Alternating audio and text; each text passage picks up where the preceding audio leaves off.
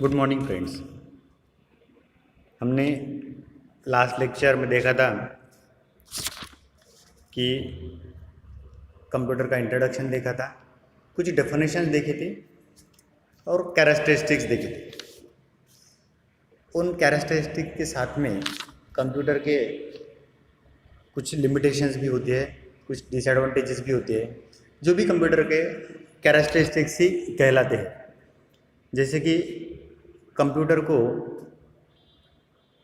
IQ नहीं है, खुद का इंटेलिजेंस क्वेश्चन नहीं है, कंप्यूटर खुद काम नहीं कर सकता, उसको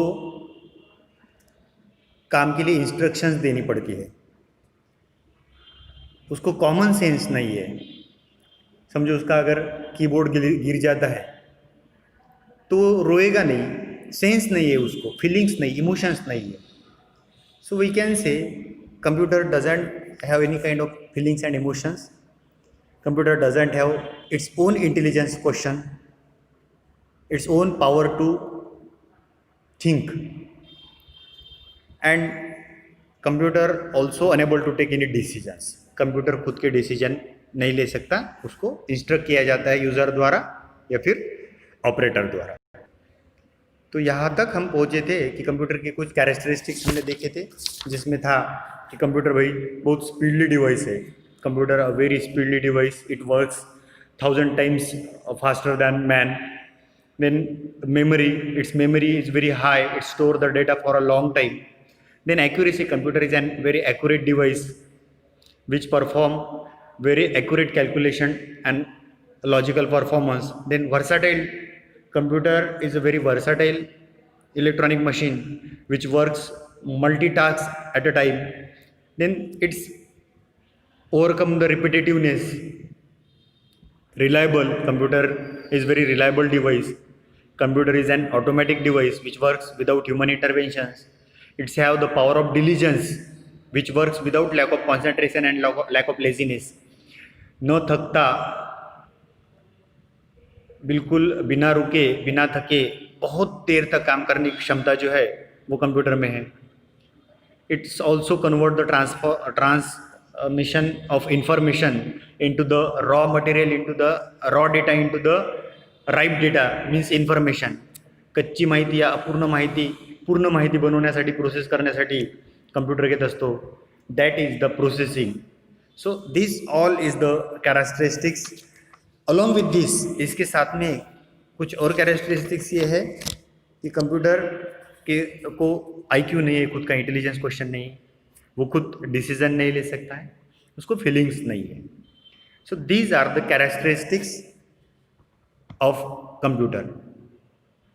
अभी कंप्यूटर के फंडामेंटल के या फिर इंट्रोडक्शन टू कंप्यूटर के जो यूनिट में है वो यहाँ तक हमने डेफिनेशन देखी है, कैरेक्टरिस्टिक देखी है. इवोल्यूशन को हमने रोक दिया है, जो बड़ा पॉइंट है उसको ये जनरेशन्स होने के बाद में या जनरेशन के पहले देखेंगे.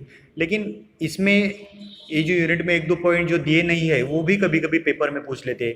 जैसे कि भाई कंप्यूटर के यहाँ पे दिए नहीं है कि कंप्यूटर के टाइप्स क्या है, या फिर पूछ लेते हैं कि भाई एप्लीकेशंस क्या है कंप्यूटर के. कंप्यूटर कहाँ देखो लास्ट में दिया है, types and application of digital computer दिया है. तो ये जो छोटे छोटे पॉइंट है ये हम इवोल्यूशन और जनरेशन के पहले ले लेंगे. जैसे कि अभी हम एप्लीकेशंस ऑफ कंप्यूटर देखेंगे, या फिर आपको लगता है कि भाई सर आप ऐसे क्यों ले रहे हैं, इवन ऑड ले रहे हैं, तो हम इवोल्यूशन देख लेते हैं. तो हमने इंट्रोडक्शन टू कंप्यूटर देखा, फिर उसका डेफिनेशन देखा, फिर उसकी कैरेक्टरिस्टिक्स देखे. अब हम इवोल्यूशन देखेंगे. इवोल्यूशन देखेंगे. Evolution means what? इवोल्यूशन क्या है? तो कंप्यूटर का जो डेवलपमेंट है, कंप्यूटर का जो विकास है, वो जिस तरह से हुआ, जो स्टेप बाय स्टेप हुआ, वो स्टेप बाय स्टेप जो है उसके पीरियड को इवोल्यूशन बोलेंगे. The development of computer in a periodic stages is called evolution. Computer का जो विकास हुआ, डेवलपमेंट हुआ, वो बहुत ही पीरियडिक हुआ. जैसे कि आप देखते हैं कि पहले आप पहले में थे, फिर दूसरे में, फिर 10वीं में, फिर 12वीं में, आज आप फर्स्ट ईयर में हैं. तो ये जो है एक पीरियडिक आपकी डेवलपमेंट हो रही है, आप आगे जा रहे हैं, तो उसको एवोल्यूशन बोलेंगे. लेकिन अब देखो कि आप जब पहले में थे तो आपको कम नॉलेज था, दूसरे में गए तो थोड़ा ज़्यादा, पाँचवीं में गए तो बढ़ गया, आज आपको बहुत ज़्यादा नॉलेज है। किसी भी सेक्शन में, किसी भी फील्ड में आप अब वर्क कर सकते हैं या फिर उसको हैंडल कर सकते हैं, आप उसको समझ के ले सकते हैं। So what it means the development of your mind, आपके माइंड की डेवलपमेंट हुई है। Same things with the computer, computer में भी क्या हुआ है कि डेवलपमेंट हुआ है। तो ये जो कंप्यूटर का पीरियडिक डेवलपमेंट है इसको एवोल्यूशन बोलते हैं। अब ये एवोल्यूशन में डेफिनेटली हिस्ट्री आ जाएगा कंप्यूटर का, कि कंप्यूटर की हिस्ट्री क्या है। तो जैसे मैंने आपको पहले ही बताया था कि बहुत पहले, यानी इट्स अराउंड 16th सेंचुरी, 16वीं सेंचुरी में, इन द ईयर 1640, 1614 में जॉन नेपियर ने एक मैथमेटिकल मशीन बनाया था, एक कैलकुलेटिंग डिवाइस बनाया था जिसको लॉगरिथम कहते थे। कब? 1614 में, यानी 17वीं सेंचुरी में। एक्चुअली 16वीं सेंचुरी होने के बाद में 17वीं सेंचुरी में जॉन नेपियर ने, आपको मेरे ब्रीफिंग पे आपको मेरे जो एसेंट्स है उस पर थोड़ा ध्यान देना पड़ेगा, जो मैं बोलता हूँ उसको थोड़ा सा अच्छे से सुनना पड़ेगा। In the year 1614 John Napier, जिसने एक गणितीय मशीन बनाया, मैथमेटिशियन जो खुद गणितीय था, गणित तज्ञ था, उसने एक गणितीय मशीन बनाया जो प्योर कैलकुलेटर था, और वो पहला कैलकुलेटर था जिसको हम लॉगरिथम बोलते थे, लॉगरिथम। और इसका बिल्कुल ही एक स्पेशल वर्क था, जो क्या करता था, जो अर्थमेटिक प्रोसीजर करता था, जो गणितीय प्रक्रिया करता था।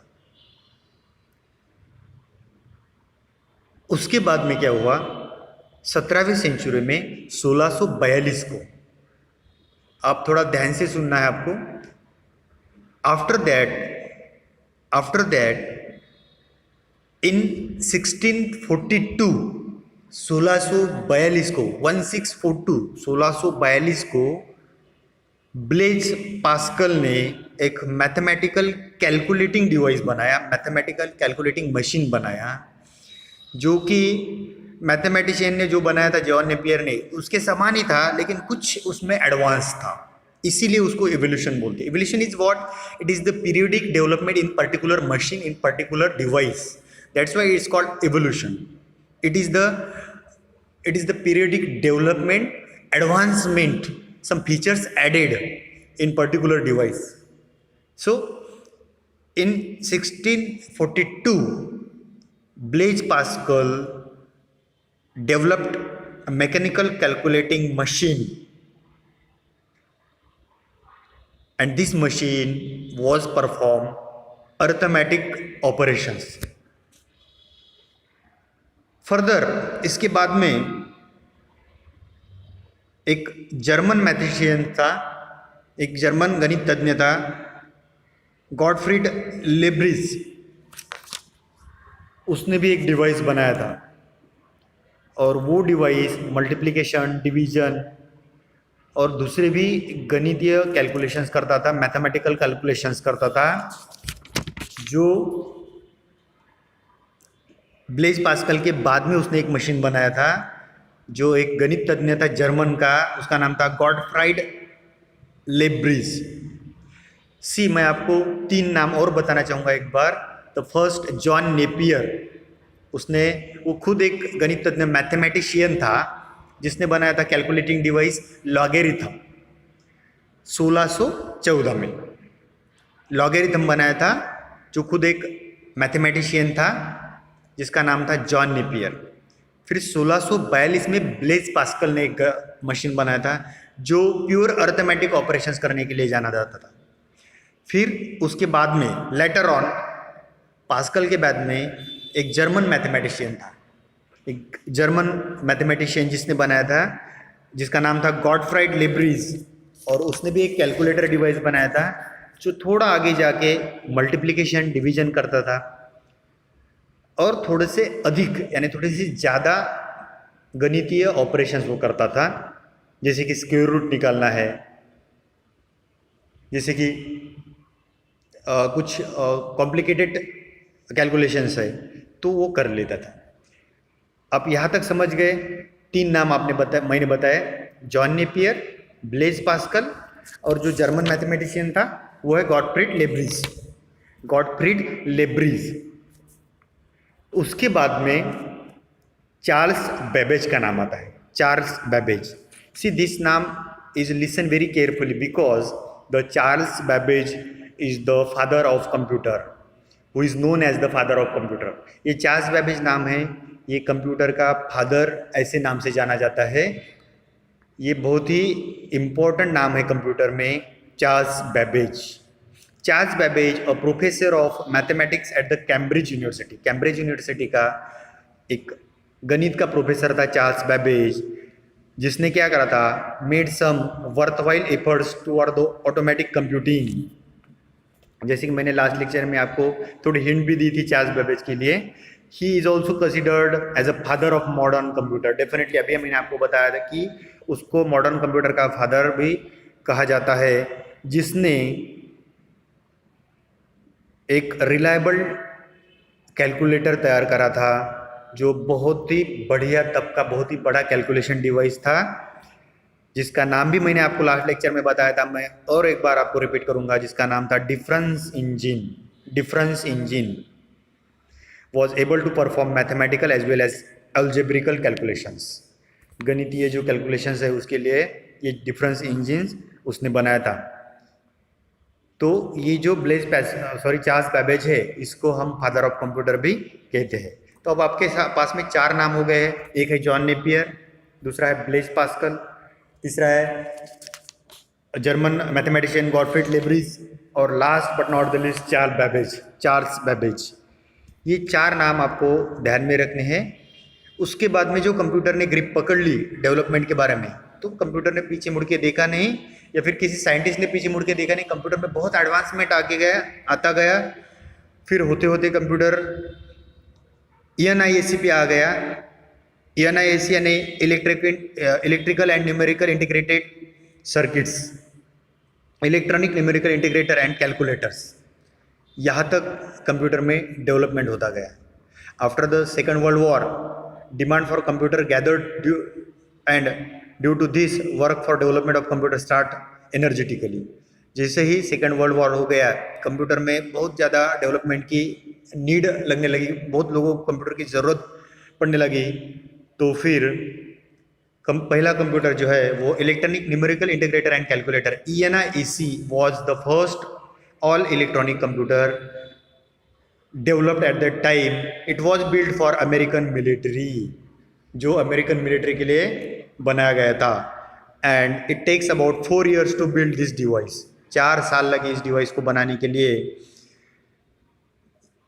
ये साल था 1943 टू 1946, 43 से 46 तक। It takes up the wall space in 30 by 50 square foot room, जिसको करीब करीब 30 by 50 की रूम लगती थी ये कंप्यूटर को रखने के लिए। और ये कंप्यूटर जो है फर्स्ट जनरेशन कंप्यूटर था, जो बनाने के लिए 4 साल लगे, जिसका साइज़ करीब करीब एक रूम इतना था। और ये जो कंप्यूटर है ये वैक्यूम ट्यूब्स से बनाया गया था। वैक्यूम ट्यूब्स, इसकी जो टेक्नोलॉजी है ये है वैक्यूम ट्यूब्स है, जिसको ENIAC के नाम से जाना जाता था, जो है electronic numerical integrator and calculator. Electronic numerical integrator and calculator. जब हम जनरेशन्स देखेंगे तो जनरेशन में हमारी ये जो पहली जनरेशन होगी, यही पहली जनरेशन होगी हमारी, जो करीब करीब 1942 1943 को शुरू हुई थी और करीब करीब 50-55 तक ये चली थी, जिसमें पहले जनरेशन का कंप्यूटर था, जिसमें वैक्यूम ट्यूब से पहला जनरेशन कंप्यूटर बनाया गया था, जो कि एक रूम के साइज का था और प्योर कैलकुलेटर मशीन था। फिर उसके बाद में जो कंप्यूटर ने डेवलपमेंट हुआ, फिर जाके सेकंड जनरेशन शुरू हुआ। सेकंड जनरेशन में ट्रांजिस्टर यूज़ हुआ, जिससे कंप्यूटर का जो साइज़ था वो छोटा होता गया। फिर ट्रांजिस्टर के बाद में IC आ गई, इंटीग्रेटेड सर्किट्स। फिर कंप्यूटर का जो आकार था बहुत छोटा होता गया, और ICs को डेवलप होते होते आज आपके हाथ में जो कंप्यूटर है आपके हाथ में जो मोबाइल है वो भी कंप्यूटर है और वो बहुत ही छोटा हो गया है।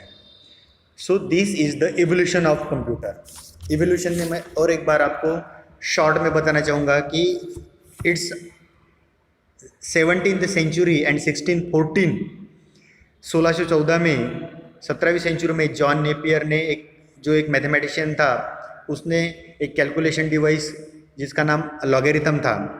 फिर 1642 में ब्लेज पास्कल ने बनाया था। फिर जर्मन मैथमेटिशियन गॉटफ्रीड लेब्रिज ने एक कैलकुलेटर बनाया था।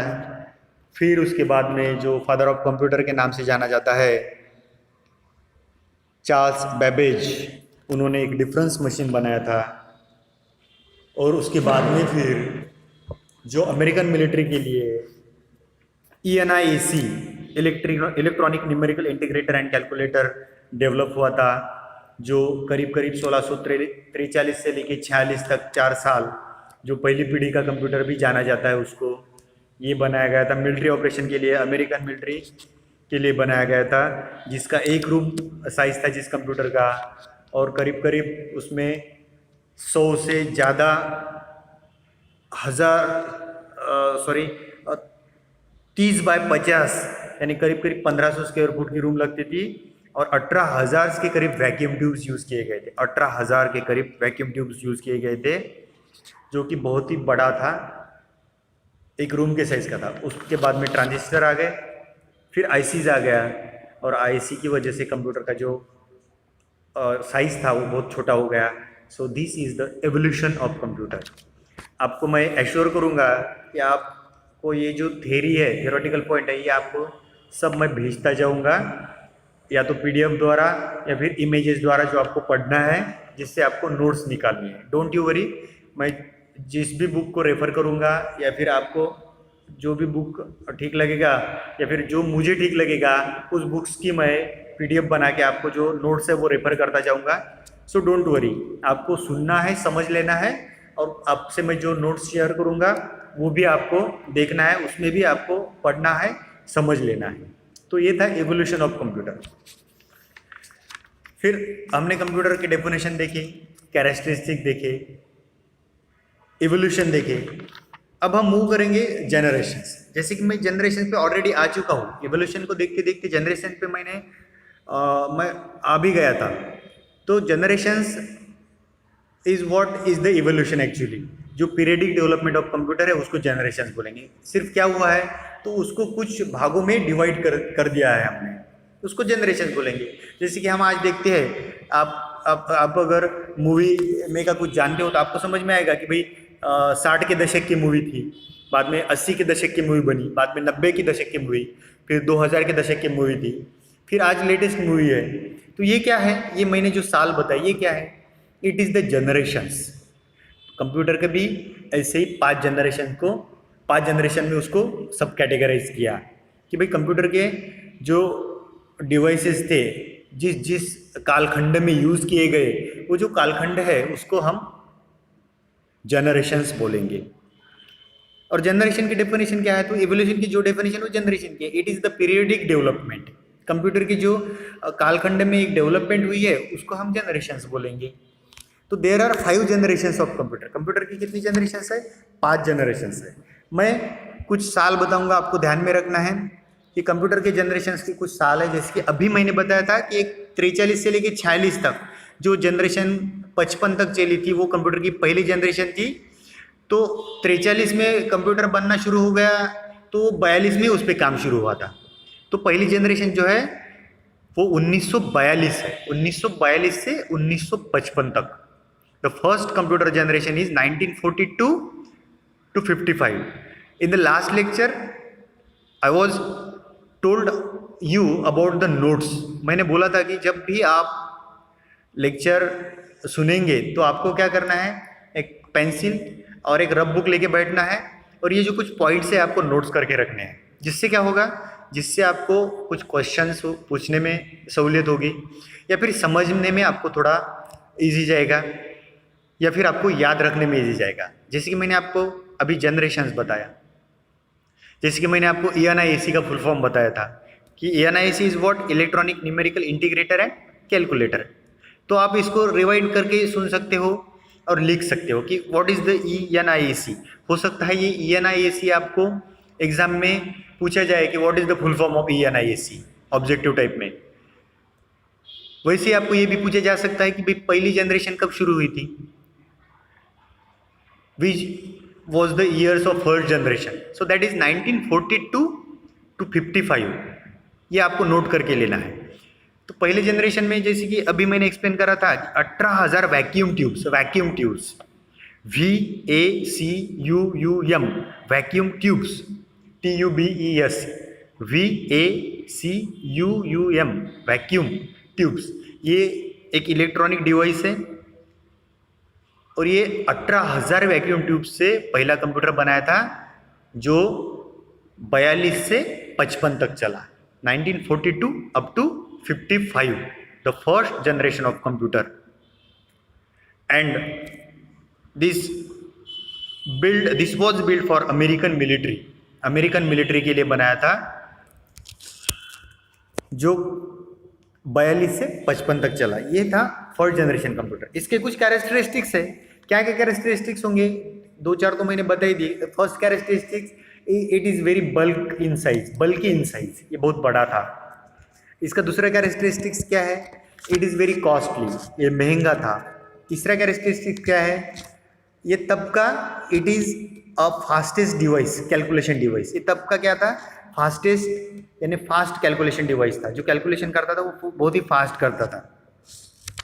Then it is a very power consuming, ये ज़्यादा इलेक्ट्रिसिटी पावर लेता था। ये भी इसका एक कैरेक्टरिस्टिक्स था।